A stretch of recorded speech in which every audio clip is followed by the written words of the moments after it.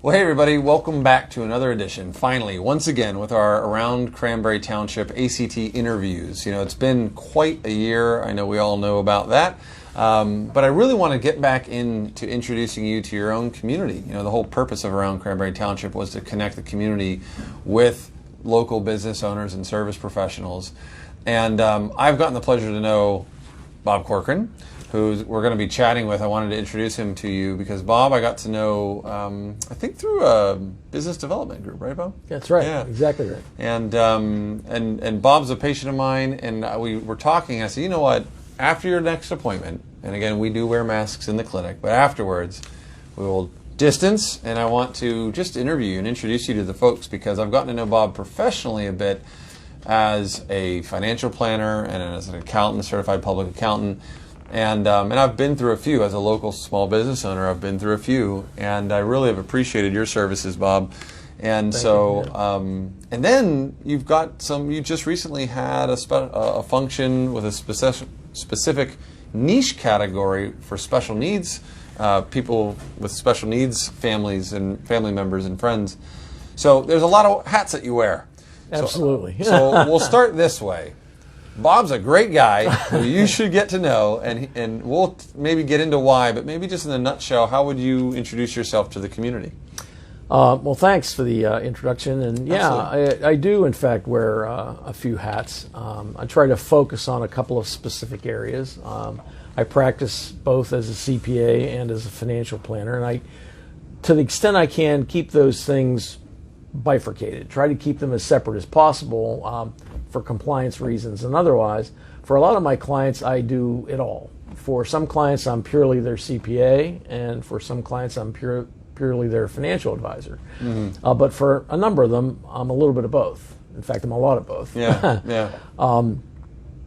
Which I find to be, it's useful for the clients that have me do both in that the more I do for you, the more I can do for you. And Sure. I'm sure you find that too as a medical Absolutely. professional, right? So the more contact you have with someone, the more you get to see sort of, get a chance to peek under the hood, Yeah. the better you can address their needs. Yeah. And because most of the financial decisions you make affect taxes one way or another, either now or in the future, and many of the decisions you make driven by taxes affect you financially, the two things really do dovetail. Yeah, and in our world, and especially in the Around Cranberry world, I think there's two categories of people that I communicate with on a regular basis. There are just our local families, people that live in the area, and then there are the business owners. And I'm curious, for me as a business owner, I know the biggest value that I got right away from working with your firm that you represent and whatnot was just immediately the help. You know, it wasn't a question. I didn't have to chase you down. I just mentioned in passing that I had this one need with some filings with the IRS, and you said, hand it my way, I'll take care of it, not a problem. And I thought, wow, my last CPA didn't do that. That's very helpful. It's been very helpful for me to be associated with a firm, actually in Avalon, so technically not in Cranberry, but it's kind of around Cranberry. It's around, yeah, it's around, yeah. Right on Ohio River Boulevard, Conley Steele. Conley Steele's been around for over 20 years, 25 years, I believe. And I've been affiliated with Conley Steele now for at least a dozen years. Small firm, local firm, but we have quite a bit of firepower for a relatively small local firm. There are 9 or 10 CPAs, another 6 or 8 degreed accountants who aren't certified, a couple of administrative assistants, and 2 technologists, for lack of a better term. So we're certified QuickBooks trainers, as well as a QuickBooks vendor on the accounting side. The 2 technology guys we have deal with Dell. So any kind of small business product issues like I need a new laptop, or I need my local network, or I'm having connectivity issues, we're able to address some of those things. And the biggest thing for me was just the willingness to help without being pushed or without feeling like it was a chore. There's something cultural there just for you as a professional or Conley Steele as an institution. That was the main thing. So a lot of firms do a lot of different things, but it was just kind of like, just send it our way, we'll take care of it. And that, I mean, that was huge for me. And I'm curious, and I'm sure you can meet with and service the small businesses that are represented in the Cranberry and surrounding areas. But I'm also curious, where do you find is pain points for just our standard families and individuals that live in the area for some of the services that you offer, whether it be on the accounting side or the financial planning side? Where do people get the same kind of feedback where they say, oh, you do that? Oh, gosh, that would be amazing. You know what I mean? Where do you find that point? Interesting. So a couple things I'd say. Certainly for anyone who's operating any kind of a business from home, big or small, they run into issues that aren't anticipated, like the self-employment tax. And what does that mean and how does that work? And or I've come into some kind of a windfall, one way or another, either because I've inherited some money or I hit the lottery or whatever. And now I'm faced with making estimate payments. I've never had to deal with that before. How do I avoid situations where I'm being penalized by the IRS? Because the one uniform absolute truism is everyone is afraid of the IRS, and sometimes irrationally so. So they're nothing to be afraid of, but they're certainly something to be respected. So there are rules, and you've got to comply with the rules. Certainly, if you've got payroll, right, and again in a business setting, I just had a conversation with a prospective new client. She's in her business has 3 independent contractors. Well, they're really not independent contractors. Yeah. They're going to meet the definition of an employee. Yeah. And so those kinds of issues. With individual families, it's again the complexities that they don't run into. And you mentioned this. One of the niche areas that I, in particular, am involved in and have been for the last 16 years is working with families with special needs kids. And when I say kids, I mean really kids of all ages. Yeah. I have a client who takes care of her brother-in-law. Her brother-in-law is in his 50s with Down syndrome. So not all kids are 3 and 5 and 10. So those individuals have to do some very specialized kinds of planning, not so much tax-driven, but driven around the benefits provided by the government through Medicaid and SSI and the kind of planning they need to do. Most people just don't know about it. Yeah. It's not something that is common knowledge by any stretch. There are very few attorneys that really practice in that area as a matter of focus, even fewer financial planners, and no CPAs. Wow. I'm on the executive committee of the Pennsylvania Institute of CPAs, Pittsburgh chapter, and I've been doing CPE for my entire career, which is now 40 plus years, a long time. We'll talk about that. And I can tell you that's just not something CPAs are trained in. Sure. And I came upon that because of my involvement in financial planning. So, so for things like that, I find that people simply don't know what they don't know. Yeah, of course. And you alluded to that as well, too, that you think you have a grip on your situation, but maybe you don't. Maybe there's some things that you need to be aware of. And working with a professional, especially a professional with a broad range of experience, especially a professional that's in a firm that can rely on other professionals to pick up some of the slack, because I can't do everything. I don't know everything. As much as I'd like to brag I do, I can. I can't, and I don't. So we have a person in our firm, for example, who has focused in on the PPP loans and all of that, right? The economic support programs that have come out from the federal government and the state of Pennsylvania. And she's really done the deep dive into that. So anytime a client has a question like that, I can turn to her and say, you know more about this than I ever will. What's my client need to do? And I'll mention that at the end. If you guys have any questions as you're watching this that are popping into your brains, please don't hesitate to shoot a comment in the video. I'm sure Bob will be able to step back or come back and actually either answer it in the comment section or direct message you and kind of figure that out or point you in the right direction. So please do, because it is nice having a network of professionals that people can rely upon, when they need that information. Just a couple more fun, interesting background questions, because you've painted a broad scope there of some of the types of people that you can help, and I think that's amazing, and I think it's needed. We need to know who's out there when we can integrate and get some answers. But I'm just curious about your background, Bob. What got you into this work? Interesting. Well, I became a CPA early on. I had a close family member who was a CPA in Detroit.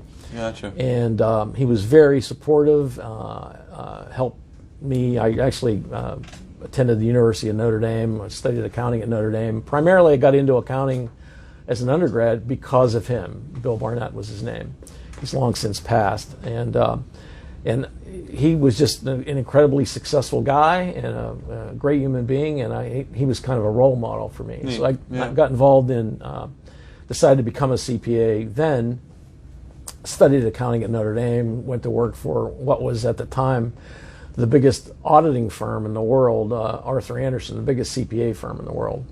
Arthur Andersen has since completely blown apart thanks to WorldCom and Enron, and following my stint at Arthur Andersen, I did a stretch with a couple of Fortune 500 companies here in Pittsburgh, and kind of learned the hard way that I wasn't built for the corporate world. It just was not going to be my niche. I wanted to be more entrepreneurial. I wanted to be off on my own.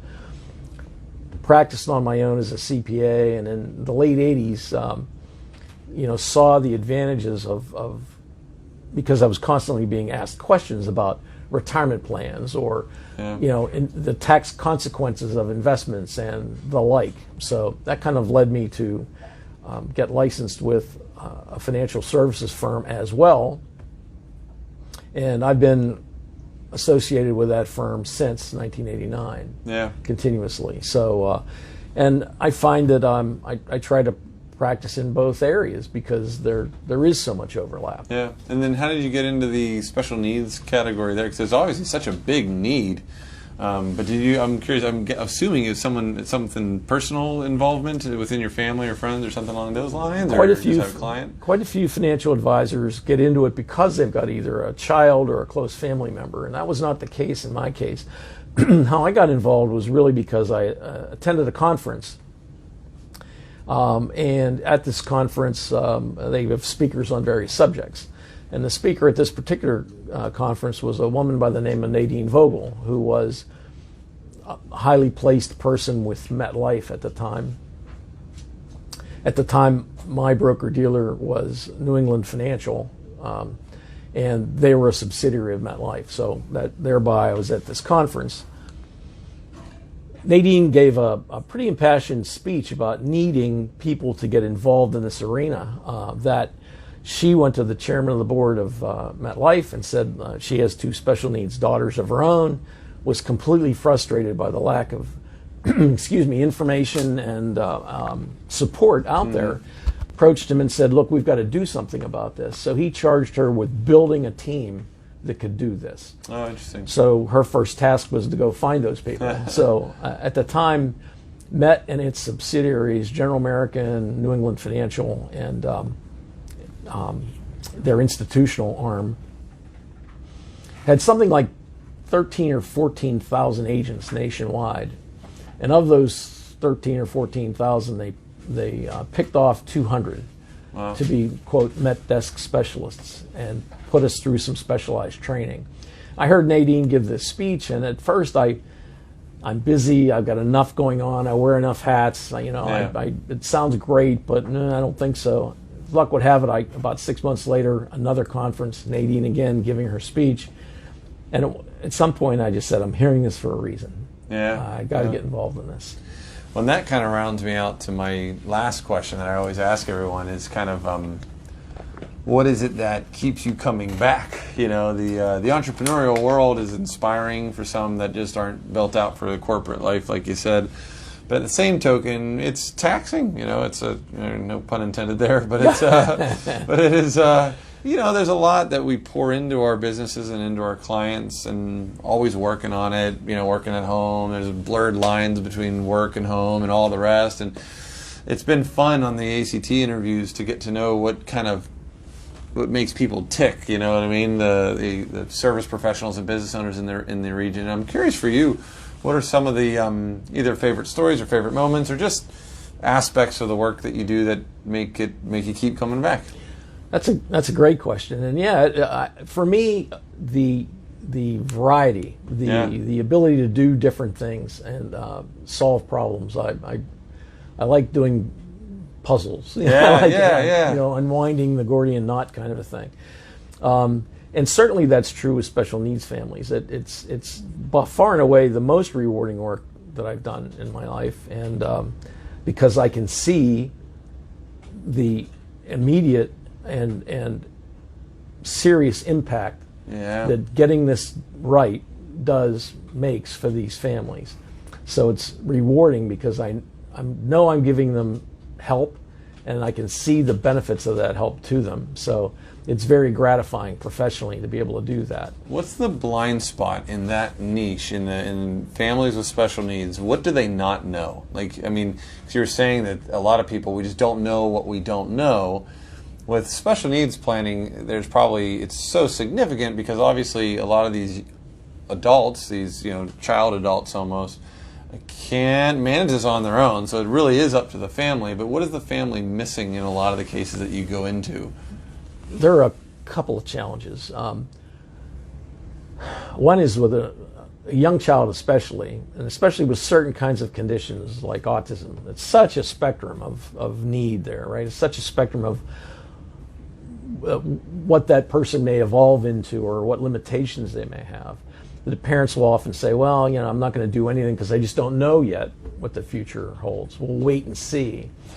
Whereas I think they don't realize that they can do proper planning that is flexible enough to provide a benefit if it's needed and not if it's not.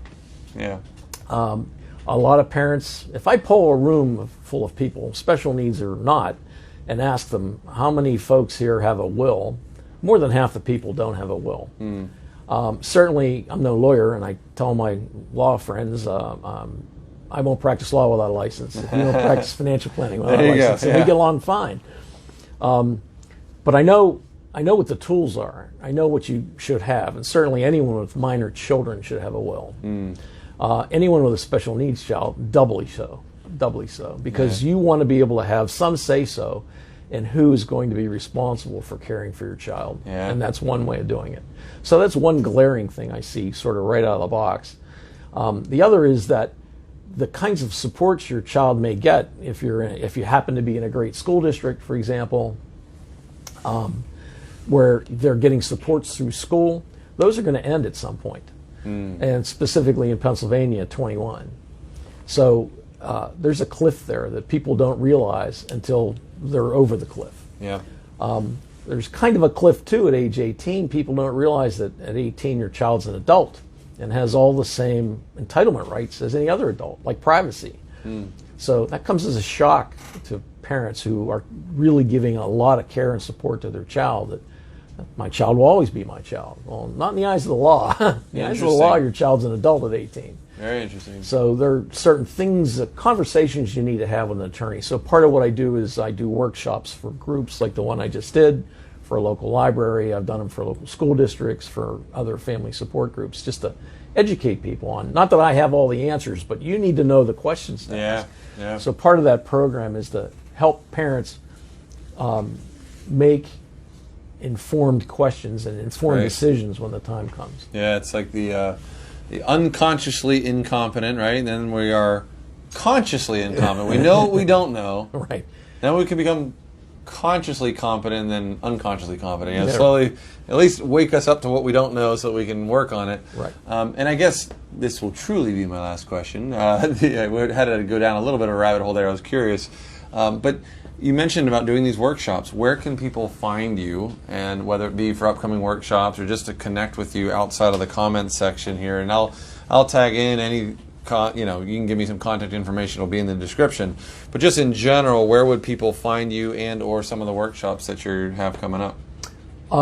Again, we do these through public support groups. The one I did for the library was open to the public generally. Usually these things are done by a little more focused group. Like, for example, North Allegheny School District has a special needs parent support group. And we did one for them last year and did it again by Zoom. Everything's virtual these days. That's right. For them this year. We're in the throes of putting together something like that for the Down Syndrome Association of Pittsburgh, for example. I've done them for local ARC chapters in the past. So if parents are involved in an organization like that, I would say reach out to that organization and find out what resources they have available to them. Certainly, as you said, I'll give you my contact information. They can always call or email me directly. And I would say through groups like that, through your local public library, through your employer, if you've got a big enough employer. My wife works for Dick's Sporting Goods, for example, and Dick's Sporting Goods has a parent group within the company. So if the company's large enough, there may be something actually through the company. Nice. Okay. So, well, I really appreciate your time, Bob. And basically, at this point, what we're going to do is I'm going to conclude our interview here. But what I'd like to do in a minute is give Bob the last word. So anything you'd like to say to the community, that sort of thing. But before I do, I just want to remind everybody, please do share this video. You never know who you may have or know in your life that could use this information, but maybe they haven't even told you, but they know someone, for example, that has special needs, or they haven't thought about a will, or they haven't thought about their business taxes and the impact that having a home business may have on them. So please do share the video. If you have any questions for Bob, please comment. Please reach out to him. Like I said, his information will be in the comment section. Thank you for watching. As always, I look forward to doing these more in the fall as we kind of get back to some level of a routine here. That being said, I want to give Bob the last word. Anything you'd like to share with the community before we conclude here, Bob? Well, thanks so much, Ian. This has been great. And Absolutely. I would say this again on the issue of special needs. It's something that kind of always catches people by surprise. The state of Pennsylvania says that 1 in 6 people, 1 in 6 families in Pennsylvania reports a person with a disability. So if you say to me, well, I don't know anyone in that situation, I would say to you, you do. You may not know that you do, but you do. That's right. It's 1 in 6 of your relatives, 1 in 6 of your neighbors, 1 in 6 of your child's schoolmates, 1 in 6 of your employees or your patients. Wow. So you really do, by asking a few probing questions, you would know exactly who they are. Absolutely. Yeah. When I was chatting with Bob before the interview here, it popped into my mind. I said, "Oh yeah, that's right. Oh yeah, that's right. I know someone who's dependent on on the spectrum. I know someone else who's developmentally delayed. Who's all of them are very much dependent. So I'm going to be reaching out to them. So thank you again, Bob. Thank you guys for watching. We'll see you around. Bye now.